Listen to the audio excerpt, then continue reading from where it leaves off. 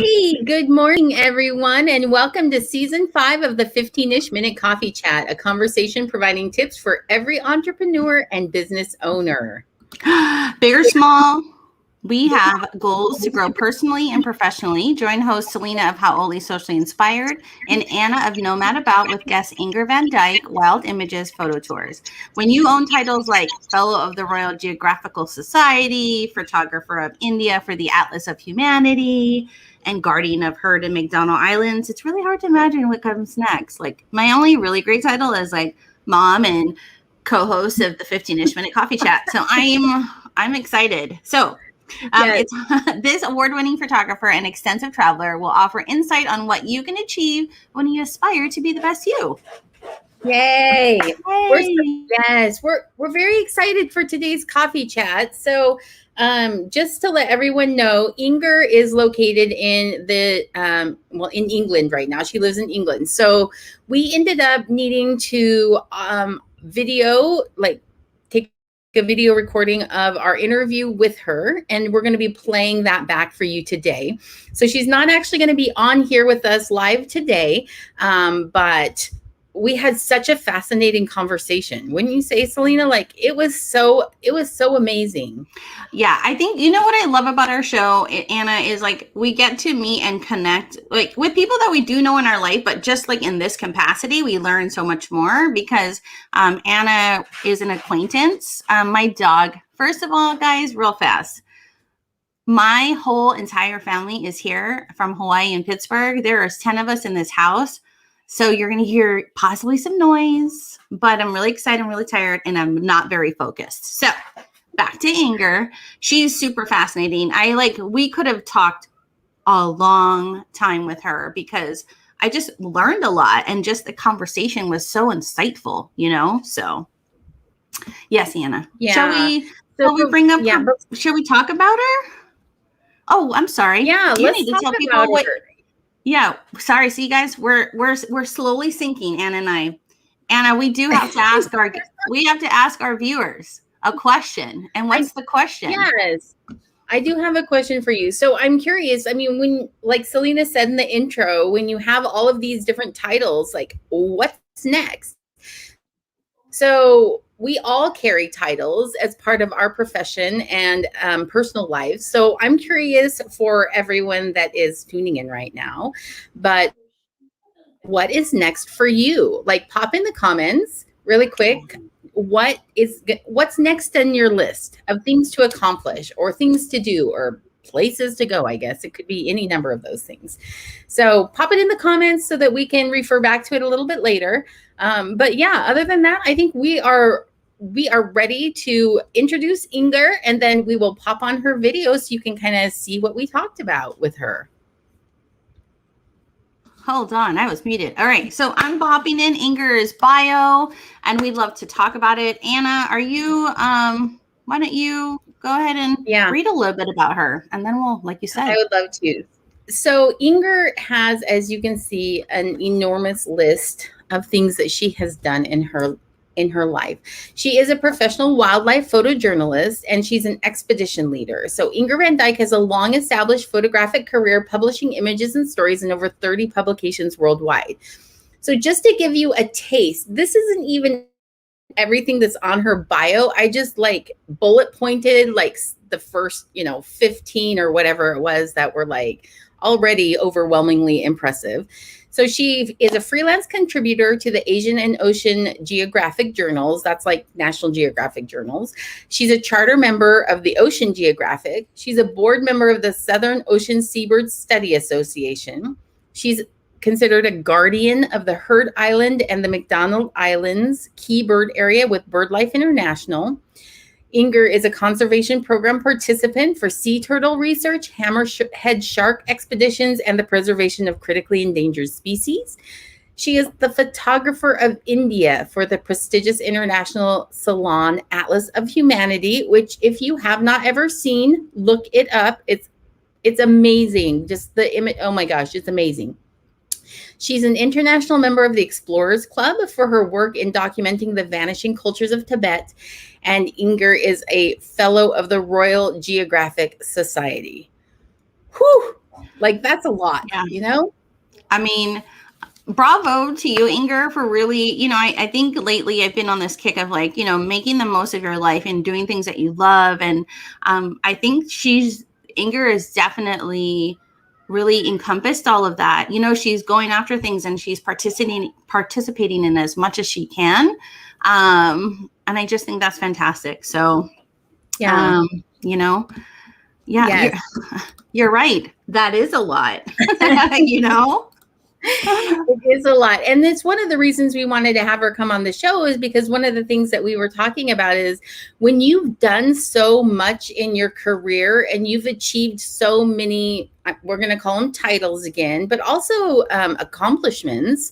When you've achieved so much, how do you decide where to go next with your career, your life, what trajectory is next for you? And one of the things, and you'll see this in our interview with Inger, but one of the things I really love is how humble she is and about what she has accomplished and how she makes it all about the people she's met and the cultures that allowed her to have these experiences. It's not about her. She doesn't talk about it in the sense of I did this and I did that. It's all about they allowed me into their world. They allowed me into their culture. They allowed me to take their pictures. They allowed me to document, their life. And anyway, it's super fascinating. So yes. Wait, one last comment before your further ado.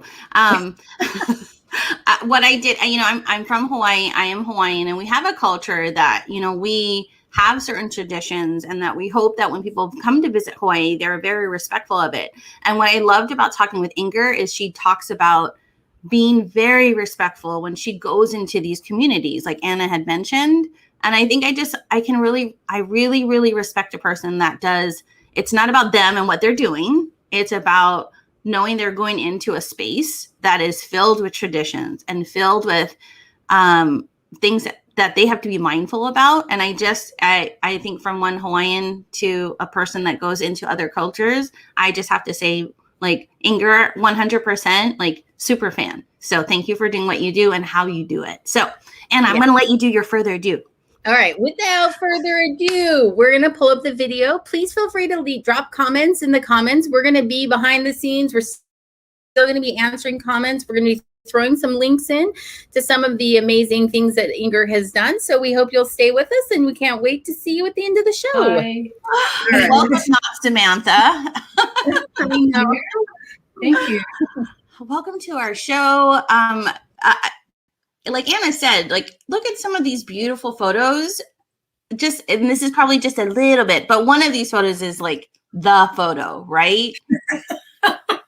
Well, yeah, one of them has been extremely heavily published. In fact, to be honest, I don't even know what sort of audience that centre photos had since it was shot in 2016. I think it's gone over to around about 11 or 12,000 different publishing outlets around the world. It's now in about 4 or 5 zoos in Paris and Seattle, also in Australia, endorsing public education campaigns. And it's kind of like the Where's Wally of the snow leopard world. Yes.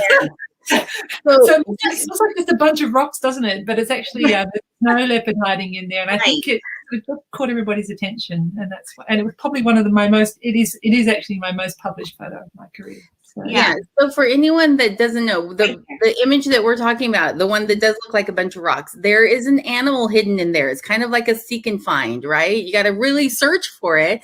We're going to pop a link in the comments that is a direct link to one of the articles that was published about this. So you can kind of read a little bit about Inger's experience. But one of the things that really caught my attention was, it's not like you just went to this area and set up camp and then the next day photographed the snow leopard and then off you went back home, right?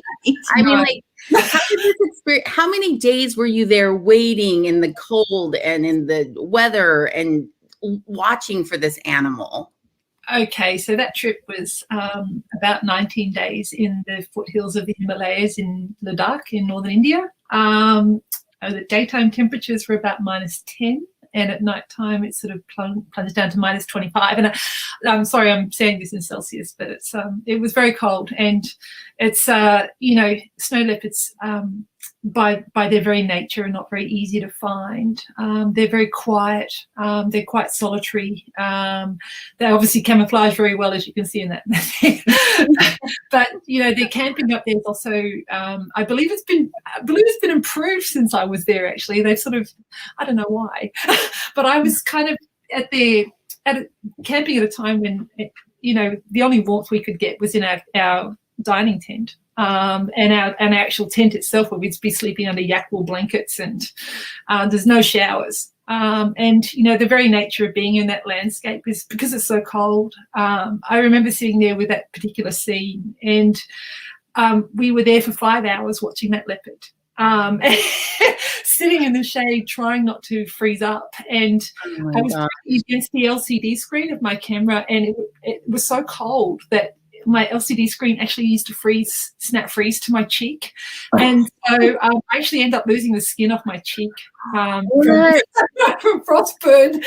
That's not in the story. That's like a behind the scenes we're just now hearing about. That's amazing. Well, but the whole point is okay, so we're totally getting ahead of ourselves a little bit here, but the point is that you accomplished something amazing, but it did not just fall in your lap. Like, nothing falls in your lap. Hard. Yeah. Yes.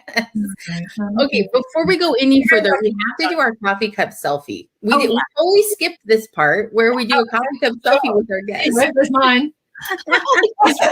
Inger is ready. Right? Okay, so that's mine. Oh, so pretty. It's gorgeous. I know. And we're going to be very. So we're going to hold your mug. I'm Germany today. Oh, yeah. I knew. Mine's from the Czech Republic. It's from a friend of mine from years ago. I love the Czech Republic. I feel like I should have a more exotic type of mug. You know what I mean? For our guests. I will when we're, live, but on 3, so we can get to our next reel. But on 3, 1, 2, 3. Okay. Perfect. That. Okay. Just pocket sized.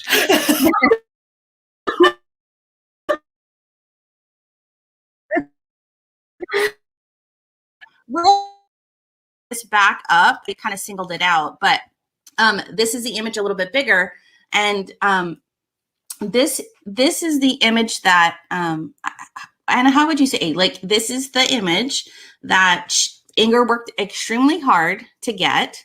With her so hard that she lost skin off her face from her camera, right? Right. And maybe somebody's like, I don't understand, but there's so much to this photo that we don't know. And she's captured an animal that is yes. So anyway, so like she joked is that there's this like where's Waldo factor. Is when I first saw the photo, I thought it was just about the animals, the lower part. And I was like, oh, where's the other photos about the snow leopard? And Anna was like, it's there. So go take time, go look at this photo and see. But I can only imagine and when you find the snow leopard, you're going to be like, I cannot believe Inger saw the animal and was able to capture. So kudos and amazing. That's fantastic. Okay. Thanks. It was actually the first shot before it actually hunted. It tried to hunt one of those sheep. And so I actually had a sequence of shots where it actually shot out from the rock and actually tried to catch one. But yeah. And if you click that link, if you click that link that I posted in the comments, then you'll see that series, because that link actually has your series of shots also when the snow leopard is hunting one of the sheep. So it's quite crazy. Yeah. It was crazy to see it. And I think it's one of the first times that it's ever been photographed in the wild so close to watch one hunt like that. It was fantastic. I was crying at the end of it, put it that way, because I was cold for a start. I was also really frightened I'd stuffed it up. So when you look at your camera, you're like, I'm like, they're all in focus. And here I am sitting there with all my guides around me. And I'm like, oh my God, they're in focus. So what gets away with you? I knew that they would be, but of course, you just hope. You've just seen something so extraordinary in the animal world, and you just hope that you didn't do the wrong thing. And that was I was so relieved when I saw the photos, because I just thought my God, it's not like you can just go and ask that cat to do it again. Right. There's no take two. Yes. Like, Inger had asked us in the backstage just about like, the premise of our show and what we hope to do. And it's like, it's talking about moments like this to any business person, right? We've all had that moment, like Inger said, where it's like, it's happening and you're reacting to that, like the excitement of something super important that is happening in your business. And sometimes you only have that one shot. And I'm not trying to be punny, but sometimes you only have that one shot. And then there's that excitement of what just happened. And I think a lot of us in business can like relate to that, Yeah. So absolutely. And also just the idea that, even when you've had this amazing experience and you're really, really amazing at what you do, because Inger she is a fantastic photographer, right? Yeah. But she still had that fear of, like you said, did I just stuff this up, right? Like, did I just ruin like this once in a lifetime kind of like magical experience to share with the rest of the world? And that's a huge amount of pressure to put on yourself. Well, I think you don't really have much of a choice in this situation. Mm-hmm. We'd been tracking that leopard for 5 hours, and before he hunted, and we didn't know he was even going to do it. For the most part of that 5 hours, he was just sitting there asleep, and we thought, oh, okay, well maybe he'll ever go at these sheep coming up, and so yeah, I mean, I think with business it's kind of nicer. I'd much rather have like a kind of adrenaline-filled business meeting where I know that it's important because at least I can prepare. Like that cat didn't give us much time. He didn't give us much notice because obviously with snow leopards they're very opportunistic hunters, and right. So when they see prey they'll go for it. It's a bit like any cat really, and so we were just hoping that it would see prey, and it did. So we were just in the right place at the right time. We were just lucky, but yeah. I mean the adrenaline can happen to you in business as well too, Right. I've done that even from here, and yeah, absolutely. The only way that you can try not to lose it completely is to just make sure you're prepared for everything. So prepare for the worst and prepare for the best, and then hope for the best. Yeah. That is amazing advice to give to anybody that is in any field of business. Yeah, it's like words of wisdom to live by, Yes. And prepare for the worst and hope for the best. Yeah.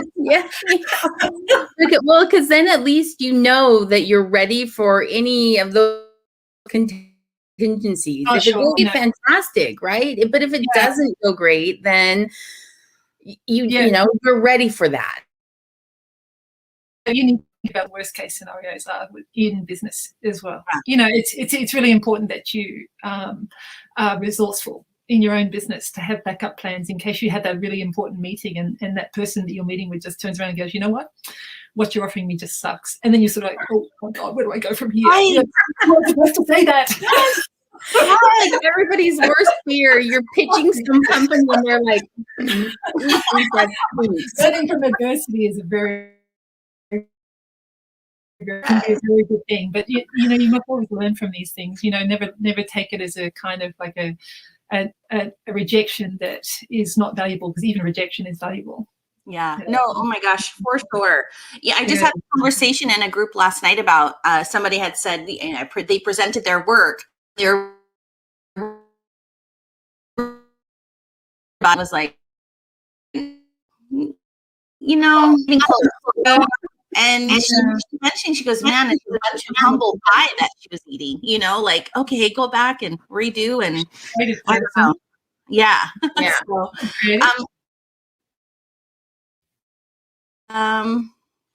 creative content. Yeah. The thing with creative people generally, and people involved in arts and whatnot, you have to kind of steel yourself for rejection, because you're creating something that's actually an extension of yourself. And, right. And it's the same with photography as well. And people, there's a couple of things with creatives that are really an issue. And firstly, they largely work on their own. So they don't have other people to kind of like just bounce ideas off, or not. Some people work in teams, of course, but there's, photographers, writers, bloggers, all these people, they generally sort of work on their own, and they do tend to be quite sensitive to rejection. And so it's so when they get rejected through one avenue, it's very difficult to kind of like bring them out of the funk to try and repitch their work to the same client in a different way, or find a different audience for their work, because they just think, oh my God, they didn't like it, I'm doomed to failure. And it's actually, quite a lot of people that if they have talent, they should try and persist, because where they didn't have one audience, they'll find another. If you're talented, and not try and take the rejection too personally. Right. Yeah. Oh man, that's so good. I wish he could have been in our group last night. I would. I will say so, yeah, I do. Okay, right, for sure. 100%. I think this actually just segues nicely into our toolkit, kind of, in the sense of creativeness. So we do ask our guests, like, hey, we talk about toolkits as like, what do people kind of use in their businesses that is so important? And I love Inger's like, whatever you guys want to talk about, whatever you guys want to do. So we chose this because we thought this is like, it's perfect. But everybody should have the use of a camera, whether it's on your phone, because we all use it for our businesses, right? We're posting content about what we do. And Inger just also happens, that is a very important toolkit for her, is her camera, because it's her work, Yeah. Yeah. So here, Anna, read it off and chat with Inger about this. Yeah. So clearly Inger's a photographer by trade, right? But every single one of us, we're snapping photos of just life in general. And now that smartphones are so prevalent, right? Yeah, I mean, they're everywhere. So everyone has access to a camera. And so the toolkit really today is to not be afraid to share bits of your life with your business colleagues, in the sense that when you know that best practices for posting on social media or even on your website is to include a little bit of yourself in there, so that your clients and customers can get to know who you are and the person behind the business. The trend right now is to invest in people, not just products. And so if the person doesn't represent the same moral standards, the same value base, then people are not going to invest in you. So you want to share who you are and what your business means to you a little bit. And one of the best ways to do that is going to be with images. So Inger, tell us about your camera. Like, I'm sure it's fancy and got a million lenses and well, actually all my kit's being serviced at the moment, so I didn't quite prepare for it to be here, but I do have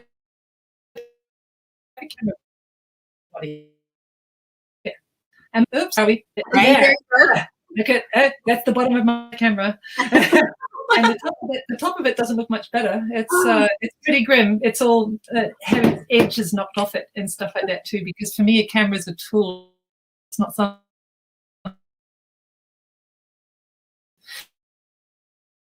as much as a lot of other people would value their kit, I guess, because it's a tool to make money, and but it's also a tool for me to have a lot of fun with. And so my cameras, I tend to, when I go into tribal villages, give my spare camera to one of the local kids. I love that. Phone as well. I set my camera up with my phone and I give it to one of the local kids, and I'm like, "Where's my phone?" It's full of photos of mom, dad, I love that. my baby brother. You might have even just planted a seed in someone that will aspire to like do life through images and capture images. You know what I mean? Like, how fascinating that you allow. I mean, you know what I mean? You're like, hey, just do it. But man, that impact probably. Well, I once worked with a group of young people who are Indigenous Australians on a Kids with Cameras project, and it was actually very interesting because when you have a culture of people that aren't able to articulate themselves very well to the outside world, either because they're frightened of what the outside world might think of them, or they're not used to telling their story. Sometimes being able to tell it in photographs actually bridges that gap. And so it's the project basically armed kids with cameras and told them, and some simple questions, things like, what makes you happy, what makes you sad, what makes you cry, and stuff. And the children went out and they photographed things that answered those questions. And it was really interesting to see what happened. And you know, it's quite surprising actually, about the way, when I get my phone back and it's full of photos from the kids, the Himba kids that have been running around in their villages, I often keep a lot of them because I like seeing the world through their eyes, because at the end of the day, my world is not about me completely. My world is the sum total of the people that surround me. Oh my gosh. And especially in tribal villages, it's not about me at all. It's actually about the way people are around me, the learning, the respect of actually sort of being in somebody else's space and face, you know, and a gentle kind of discovery that happens between two vastly opposing cultures. And I think that's what, when I take people on my trips, that's what I always hope I'm a conduit for, is to actually allow people to not just take photos and teach people how to take nice photos, but to actually sit and listen and understand and have an open mind, because some of the things I show people are so unlike anything that they've ever seen before. Yeah. And yeah, it may not be very, it's such an alien concept. And so you have to go lightly and tread gently through other people's worlds. It's just so important. And so giving kids a camera, first, they're really talented. You're supposed to take photos of me. No, I'm photographing you.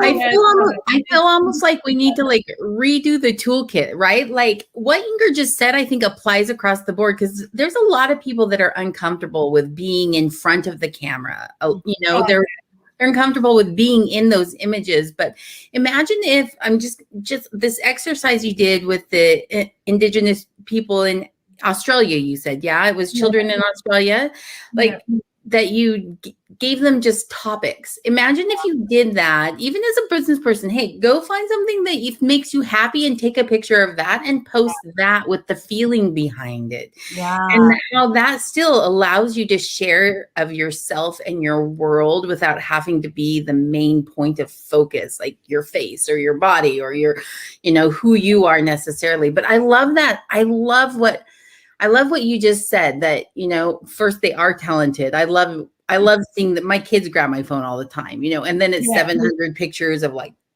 If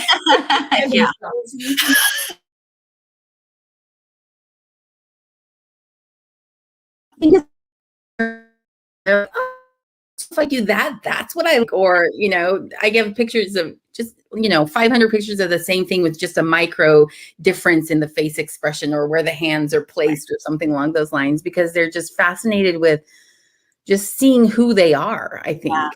I think it's really interesting if you have a situation where you're photographing people, and people is always infinitely more difficult because you have to ask permission. Well, you should, you know, and I nearly always ask. I mean, you can't go and get photos of people like Gore and the lovely Muhimba girl in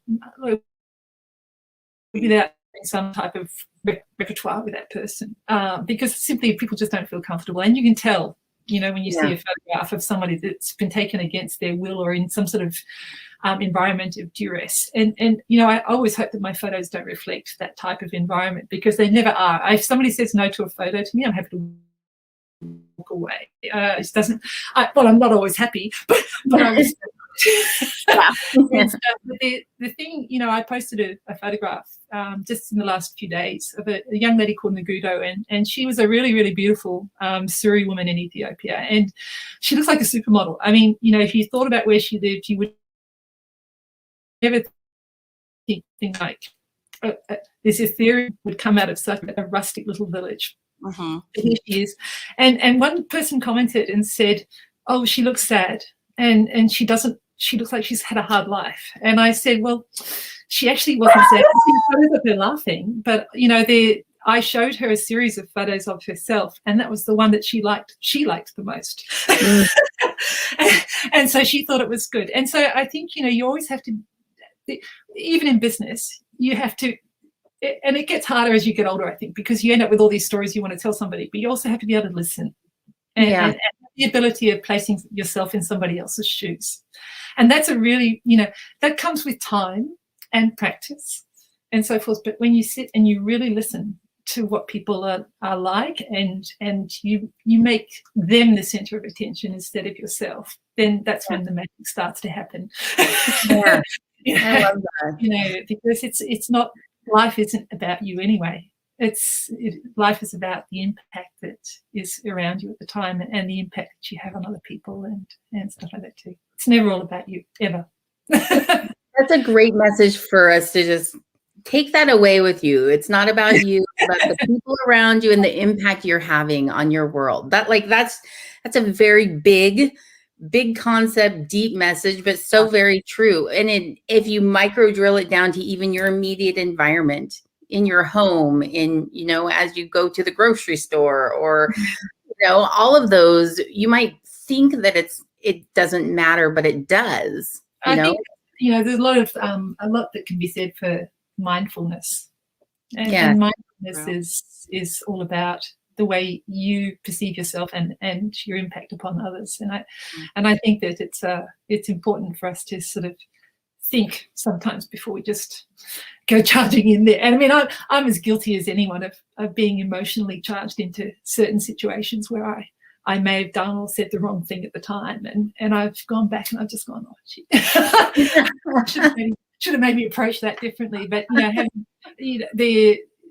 to remember that mindfulness and the humility to understand that hey, I didn't do this right, and then that drive to make you try again or reconcile or whatever it is that you've Again, a lot of business people have the same experience of what Inger just said, which is, sometimes the approach to something is not the right way, and you have to recircle and think about how you're going to come at it again, right?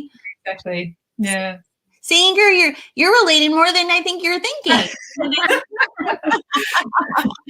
Okay. Yeah.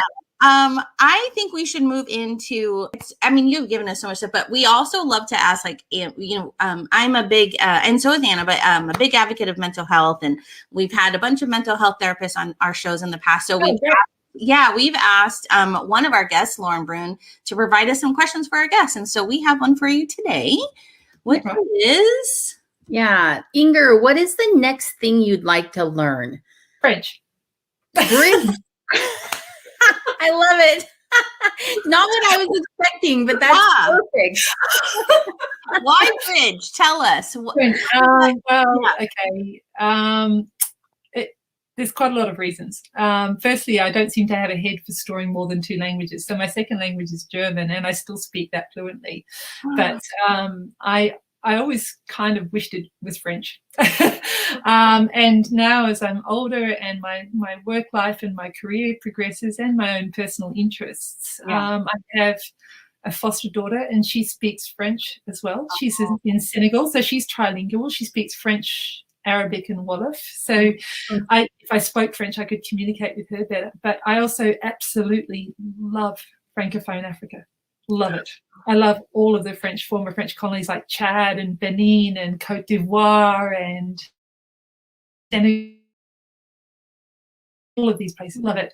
And the biggest frustration I have is not being able to communicate with people as well as I'd like to, and having to rely on local translators. And don't get me wrong, they are awesome. I mean, my translators are fantastic, but it would just ease the kind of lost in translation moments. And I'm compiling information right now for a book on Africa, and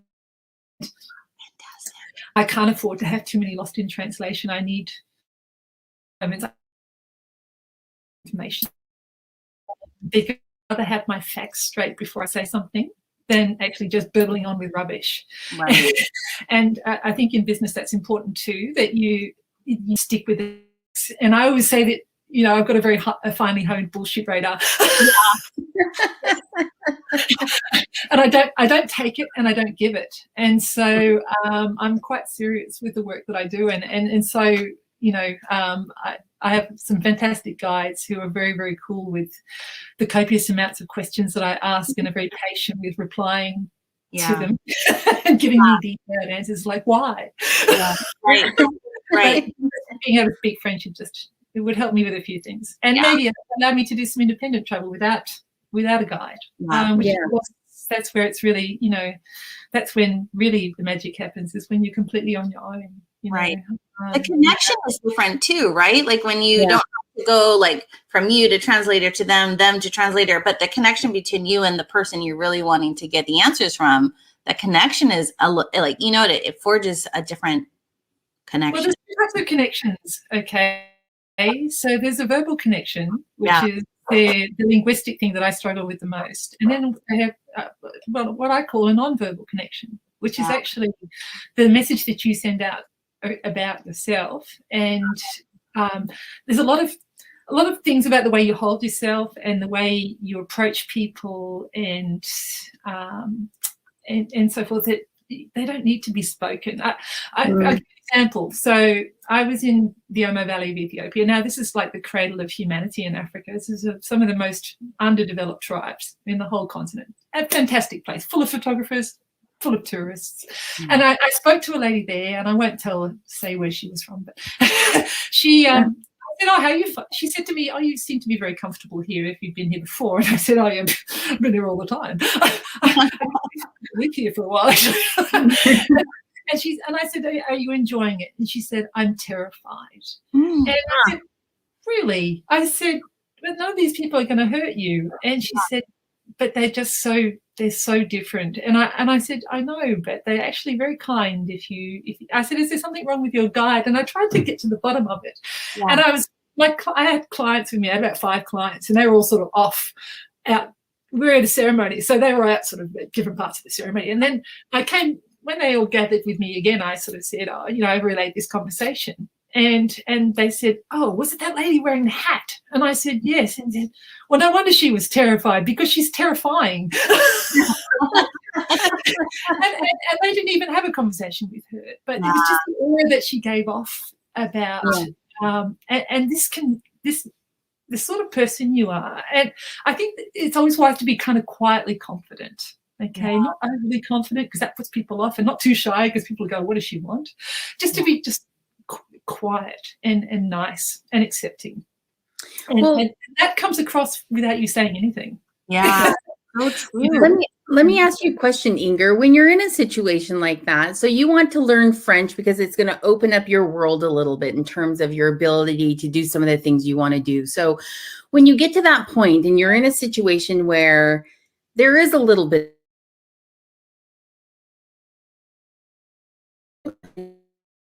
be your someone, whether in this world or in your travels, you know, if you're in a space where you're not super comfortable, what would be your advice to kind of move past that? Try to forget what's happened to you in the past.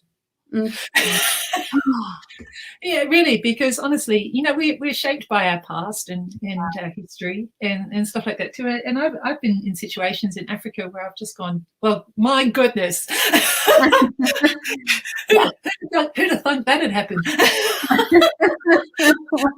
or like that wasn't the answer I was hoping for.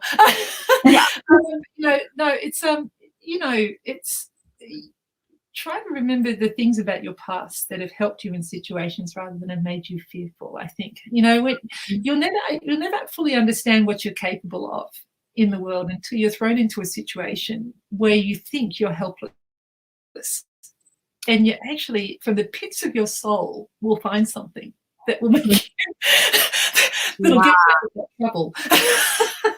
So remember those things, but don't allow preconceived ideas and fears and prejudices to be the way you drive yourself, because there's going to be challenges in life where it doesn't matter what sort of conception you understand and so forth. Try and be open to and embrace it. I think I was in Benin on my own in January. I only met one other white person the whole time I was there. It was great. was there for the Voodoo Festival, and Voodoo is probably one of the most misunderstood religions in the world, and yet it has 30 million followers in Africa. So I mean, it's a very, very big religion, and I saw things there that I never understood, and I was like, okay. I'll ask lots of questions and stuff like that too, but I didn't really sort of see, I didn't understand it, and even with all the questions, my guide said, you're not a Voodoo follower. There's some things we just can't tell you, and I had to be very accepting of that, right. and that's very hard for someone who's got a very curious mind. And so, right, I'm not fearless. I think people make this mistake about me, and they sort of think, oh my God, she's fearless because she goes across the Sahara on her own, or she drives trucks and does all this stuff. It's actually not true. I think if you're fearless, you're a sociopath. But I think you should develop a good relationship with fear and not let it, not let your fears determine the outcome. I love that. I love the idea of developing a relationship with your fear, just like you do with every single one of your other emotions that you are more comfortable with. Yeah, that's a great point. I mean, I'm frightened often. Yeah. But you'd never suspect it and stuff. But I'm only frightened because I can see things in a situation where perhaps other people can't see it, and I'm looking after that. I'm looking after those people. But my fear doesn't make me think, oh, my God, I've got a bunch of people that could be shot at if we go down that road. Right. My fear says, right, okay. When was the last conflict that was there? Wow. Was it in between tribal people, or was it actually against tourists? My fear sort of makes me, and then I start to rationalize it, because when I find out the answers, I usually think, well, okay, that was an irrational fear, because, and it's part of developing that relationship with the fear that you have, and it's knowing the outcomes of situations that will help you. Yeah. You just gave me something that I've not looked at fear like that, in that sense of like, it's either like, don't be fearful, or, you know what I mean? But I think you're saying like, you can honor that emotion and have like logical conversation with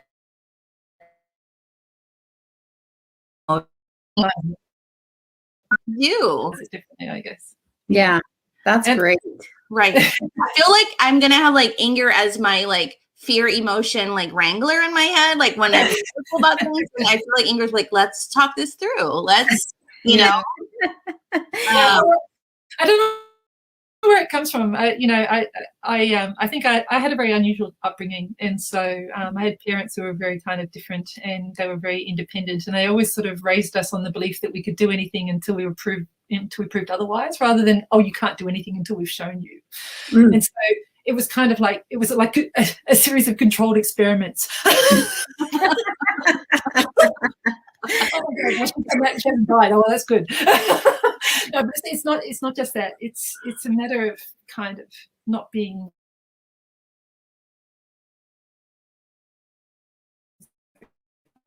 curious about it. You'll find, and I went on to lead mountaineering expeditions when I was young, and this kind of, I've led clients, even now I lead them, where they seem to have a lot of bravado, and you think, oh, well, you can cope with this. This is fine. And then you see the terror just swimming below the surface. And so it's not only a matter about controlling your own fears, it's actually helping other people to combat theirs, and actually making them feel comfortable in the environment that you've taken them into. And this is also in business. It could be in the same, so if you're coaching a young person going into a meeting with high level executives and stuff, they're going to be absolutely terrified, and if they're not, they should be. Or even starting your own business, right? I mean, there's so many unknowns out there. And if you fail, you can fail really dramatically, and now all your money's gone, and you're now a failure. I mean, it's like, oh my gosh, right? So many. Oh my God. Wait, this is so good. We could have like a 24-hour conversation with Inger. I mean, it is so good. No, Okay, wait, let's move on to the espresso shot, which we Yes. also have. And Anna has a great question for you, Inger. So I do. So, okay. So I'm just going to pop it up here. So as we've been talking, I'm sure everybody's like, okay, she's talking about these tribes in Africa and all these things she's done, and this image that's been in thousands of publications. So when you've achieved so much, Inger, how do you know what's going to be, I mean, what's next? Where do you go from here? Yeah. When Okay, yeah. So I turned 51 next month. I'm at the pinnacle of my career, really. I can't, as far as a career goes in the normal sense of the word, I can't go any further than where I'm at. I look after Wild Images Photo Tours. It's one of the biggest photographic touring companies in the world, and I'm very proud of it. It's still quite a young company, but I and they're just who are just extraordinary people in their own right. I just love the people who are with me. But on a very personal perspective, it's very difficult to know where to go. And I think with photography and with creatives in general, you've reached a pinnacle of where you sort of think, oh, and then it's like a kind of plateau before the next mountain. And the next mountain for me will be a sidestep. And it will either be a sidestep into a genre of photography that I'm just so not used to. It could be something like landscapes or underwater or whatever it is. Or it's going to be my sort of like, sending my own work into like a body of work from one particular place. And that's where I'm currently working on at the moment. So I'm trying to do a book on African cultures, sort of old and new. And I'm really enjoying the journey that's taking me on, because I'm getting to see things that I don't understand, like voodoo. And then I am off to, hopefully, in the next couple of years, I'll be going to Kinshasa in Congo DRC to meet the sappers there. And they're slaves to fashion as modern Africans. And then there's the Guinea-Bissau Body Painting Festival and all of those sorts of wonderful modern science.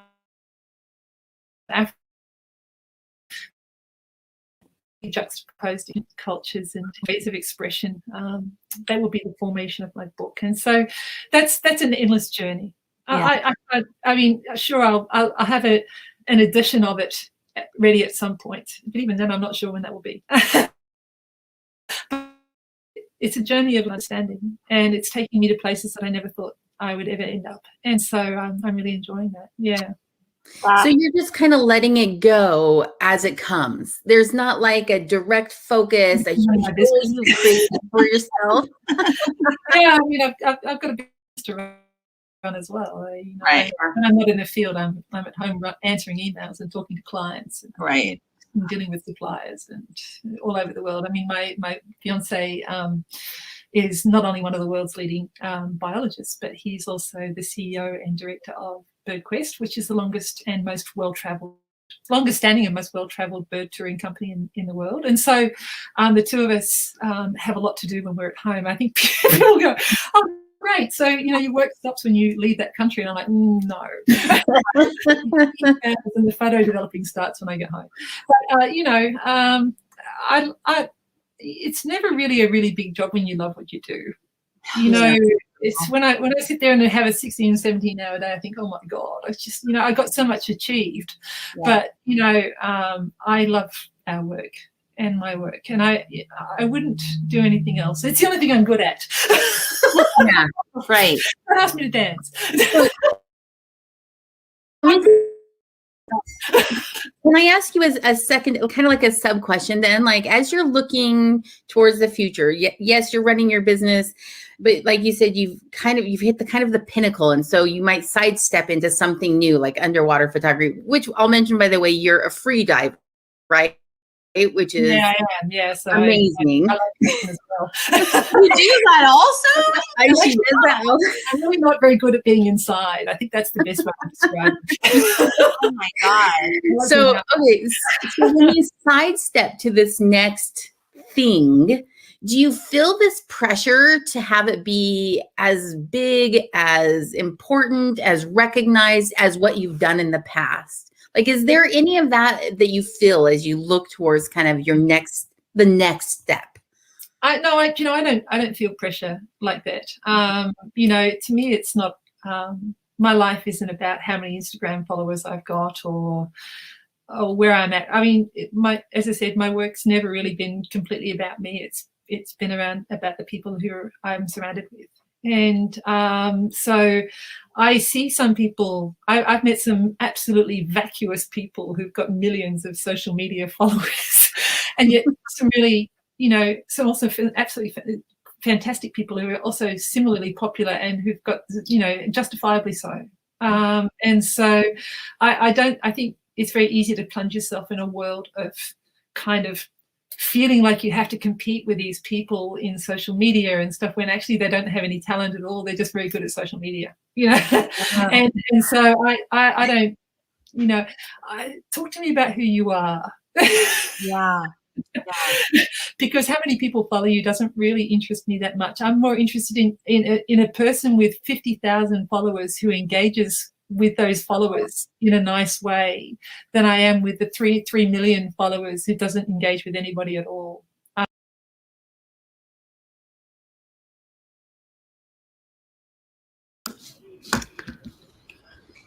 Okay, so we ended up cutting the end of the video for Inger, but do you see why we loved having these conversations with her so much? I mean, seriously, she just right. Just kidding. She was amazing. She is amazing. And that humility I talked about, it just shines through when she talks about her experiences with these different cultures and these different people.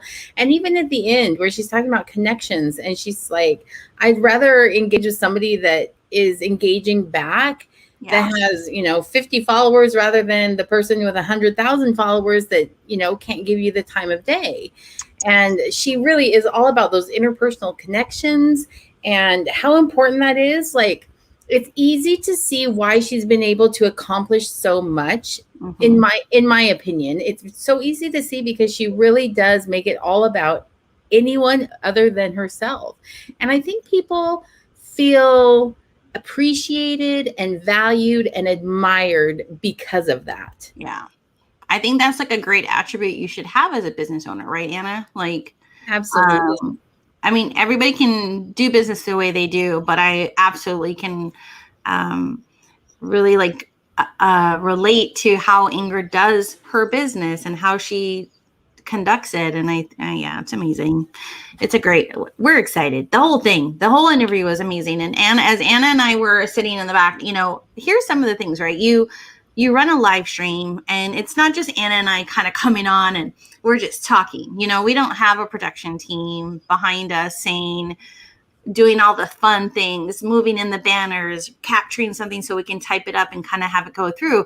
So it was really nice for Anna and I to kind of sit back and actually really get to watch the interview with Inger. And we were saying like, man, I missed that in the middle of, I missed this gem or I missed that gem. And, so it was just really nice to kind of get to, they're all my favorite, Anna, but like, gosh, every time I'm like, how do we get so lucky to have such great guests on, Absolutely. So we do want to make sure that you know how to connect with Inger if you're interested in connecting with her. And I highly recommend following her.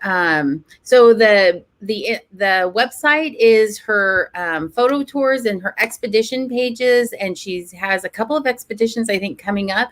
And she really does take people out and then she works with them to take amazing wildlife and, just pictures of landscape, wildlife, people. I mean, all the things in wonderfully unique locations. And then Instagram and Facebook where you can follow her. And she's constantly posting images that she's taken and talking about her experiences. She's recently been talking about her. She went to visit some I can't remember, it was in Africa. I think it was Nigeria, but it was a voodoo celebration or voodoo ceremony. And she has these pictures and these stories about it. Anyway, super fascinating. I can't get enough of Inger personally. I'm a super fan. Oh yeah. I'm a new super fan and I'm really grateful for Anna to have connected some of her circle of people she knows. And, this was a fantastic interview, and I'm just super excited that we got to do this and to share Inger with everybody that we know. Again, we know this is kind of a longer episode, so hopefully if you've missed some of the things, capture it on our podcast that will be coming up sometime this week, so that way while you're walking the dog, washing the car, taking a ride in, going to the pickup line, this is a great interview to listen to in its entirety. And I do want to mention, because we didn't mention this, so I want to just high five Anna, because I don't think I envisioned our show to be what it is today, like almost 50 episodes in. And Inger is actually our second international guest that we have had on, because we had Samantha from Canada, and now we have Inger. Like Anna said, she's originally from Australia, but when she did the interview with us, she was in England, and so we're just kind of grateful. We're grateful for the people that we can have on, and so sorry, I could go on and on because it's like us talking for real, but.